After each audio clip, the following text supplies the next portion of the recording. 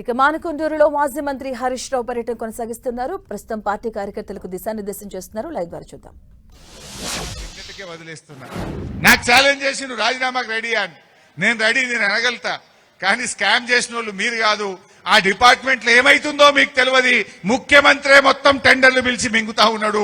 ఆ అనుముల వారి అన్నదమ్ములే మింగుతున్నారు కనుక మీకేమైతుందో మీకు తెలియదు. నేను మిమ్మల్ని అని కూడా ఉపయోగం లేదు. వీళ్ళకి కనీసం వాళ్ళ డిపార్ట్మెంట్ లో ఎంత టెండర్లు పిలిచిండ్రో ఎంత మింగినరో కూడా తెలుస్తలేదు.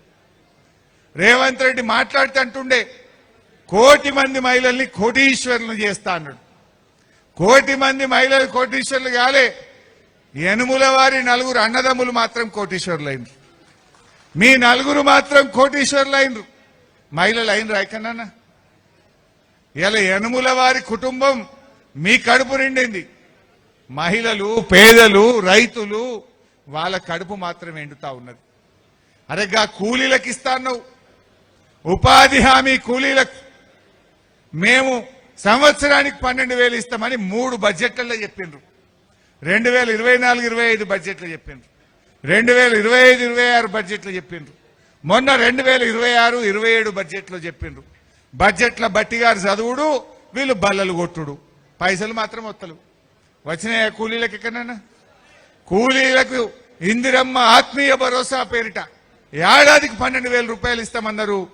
ఏ కూలీకి కూడా 1 రూపాయి వచ్చిన పరిస్థితి లేదు. అంటే బడ్జెట్ల చదువుడు, బల్లలు కొట్టుకున్నట్లే ఉన్నది తప్ప పేదవాడి కూలీ కడుపు నిండింది లేదు, 12,000 రూపాయలు పడ్డది లేదు. కానీ యనుముల వారి కుటుంబం వాళ్ళ ఖజానా నిండుతున్నది, వాళ్ళ కడుపులు నిండుతున్నాయి. కానీ కూలీల కడుపు మాత్రం నిండలేదు. ఇందిరమ్మ ఆత్మీయ భరోసా 3 ఏళ్లైనా కూడా ఇప్పటికీ అమలుకు నోచుకోని పరిస్థితి. ఆ బడ్జెట్ కో విలువ ఉండాలనా వద్దా? అసెంబ్లీలో చెప్తే బడ్జెట్ పాస్ అయితే ఆ కూలీలకు డబ్బులు ఇవ్వడానికి నీకు లేవా? కూలీలకు ఇవ్వడానికి డబ్బులు లేవు. కానీ రేవంత్ రెడ్డి మొన్న MCHRDలో 100 కోట్ల రూపాయలతో క్యాంప్ ఆఫీస్ కట్టిండు. మాట్లాడితే పైసలు లేవంటాడు, నన్ను కోసుక తింటారా అంటాడు, ఖజానా ఖాళీ ఉందంటాడు. ఖజానా ఖాళీ లేదు, రేవంత్ రెడ్డికి మనసు లేదు. ఇవాళ ఫ్యూచర్ సిటీలో 100 కోట్ల రూపాయలతో రేవంత్ రెడ్డి క్యాంప్ ఆఫీస్ కట్టుకున్నాడు. MCHRDలో 100 కోట్ల రూపాయలతో క్యాంప్ ఆఫీస్ కట్టిండు. సెక్రటరియట్ లో కోట్ల రూపాయలు ఖర్చు పెట్టి వాస్తు కరెక్షన్ చేసిండు.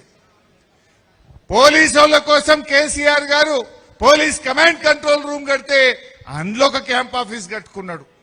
ఎన్ని క్యాంప్ ఆఫీసులు కడతావు? క్యాంప్ ఆఫీసుల మీద 100 కోట్లు ఖర్చు పెట్టడానికి నీకు డబ్బులు ఉంటాయి. మెస్సీతో ఫుట్బాల్ ఆడడానికి 100 కోట్లు ఖర్చు పెట్టడానికి నీకు డబ్బులు ఉంటాయి. అందాల పోటీలు నిర్వహించడానికి 100 కోట్ల రూపాయలు నీకు అందుబాటులో ఉంటాయి. వేరే రాష్ట్రాల్లో ఎన్నికలు జరిగితే 100 కోట్ల మూటలు పంపడానికి నీకు డబ్బులు ఉంటాయి. పేపర్లలో ఫుల్ పేజ్ యాడ్లు, జాకెట్ యాడ్లు తెలంగాణలో, దేశంలోని అన్ని రాష్ట్రాల్లో. మొన్న కేరళలో ఎన్నికలైతే కేరళలో మన తెలంగాణ గురించి అడ్వర్టైజ్మెంట్ ఇస్తాడు. ఢిల్లీలో ఎన్నికైతే ఢిల్లీలో పోయి తెలంగాణ గురించి అడ్వర్టైజ్మెంట్ ఇస్తాడు.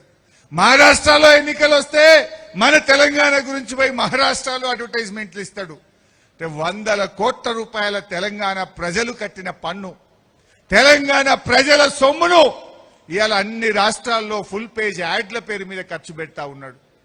పేపర్ యాడ్లకు ఉంటాయి, పక్క రాష్ట్రాల్లో ఎన్నికలకు డబ్బు మూటాలు పంచడానికి ఉంటాయి, రాహుల్ గాంధీకి నెల నెల పన్నులు కట్టడానికి డబ్బులుంటాయి, నీ ఫుట్బాల్ షోకులకు డబ్బులుంటాయి, అందాల పోటీలకు డబ్బులుంటాయి, క్యాంప్ ఆఫీసులు కట్టుకోవడానికి డబ్బులుంటాయి, 1,00,000 కోట్లతో ఫ్యూచర్ సిటీ కట్టడానికి డబ్బులుంటాయి, 1,50,000 కోట్లతో మూసి సుందరీకరణ చేయడానికి డబ్బులుంటాయి. మా పేద కూలీలకు సంవత్సరానికి 12,000 ఇవ్వడానికి డబ్బులుండయా? రైతు బంధు వేయడానికి డబ్బులుండయా? రైతు బీమా వేయడానికి డబ్బులుండవా? రైతులకు బోనస్ ఇవ్వడానికి డబ్బులుండయా? అవ్వా తాతలకు 4,000 పెన్షన్ ఇవ్వడానికి డబ్బులుండవా?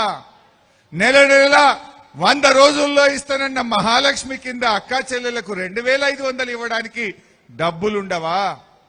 అంటే డబ్బులు లేక కాదు, రేవంత్ రెడ్డికి పేదలంటే గిట్టదు. ఎందుకంటే అవ్వా తాతకు 4,000 ఇస్తే కమిషన్ రాదు కదా. అక్క చెల్లెళ్లకు నెలకు 2,500 ఇస్తే రేవంత్ రెడ్డి యనుమల బ్రదర్స్ కు కమిషన్ రాదు కదా. అందుకే ఎక్కడ కమిషన్ వస్తే గక్కడనే పైసలు ఖర్చు పెడుతున్నాడు రేవంత్ రెడ్డి.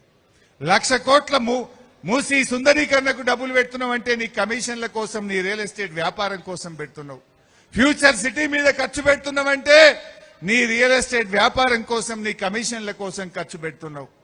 ఇది ఈ రాష్ట్రంలో జరుగుతున్నటువంటిది. నేను పోయినసారి మానకొండూరుకు వచ్చిన ఒక ఏడాది కింద అనుకుంటా, అక్కడ కొత్తపల్లి కాడనే మీటింగ్ అయింది.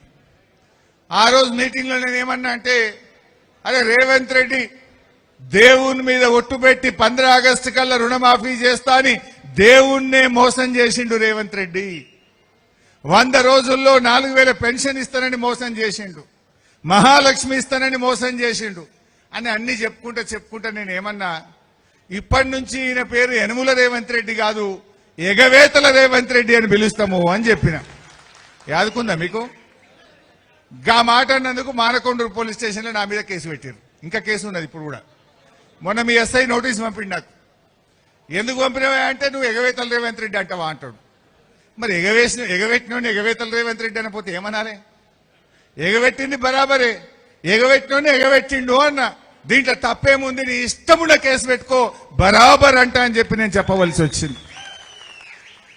ఇలా మోసగాడు నిజంగా చెప్పాలంటే. ఇవాళ రాష్ట్రంలో రైతుల పరిస్థితి మీకు బాగా తెలుసు. 2 నెలల తర్వాత కూడా ఇంకా వడ్లుంటాయా? మృగశిర కార్తీ కూడా దగ్గర పడ్డది. రోహిన్ కార్త్ వచ్చే వరకే వడ్లు అయిపోవాలి. మృగశిర కార్త్ అయిపోతుంటే కూడా ఇంకా కళ్ళాలల్లా పాపం 2 నెలల నుంచి వడ్ల బస్తాల దగ్గర రైతులు పడిగాపులు కాస్తున్నారు.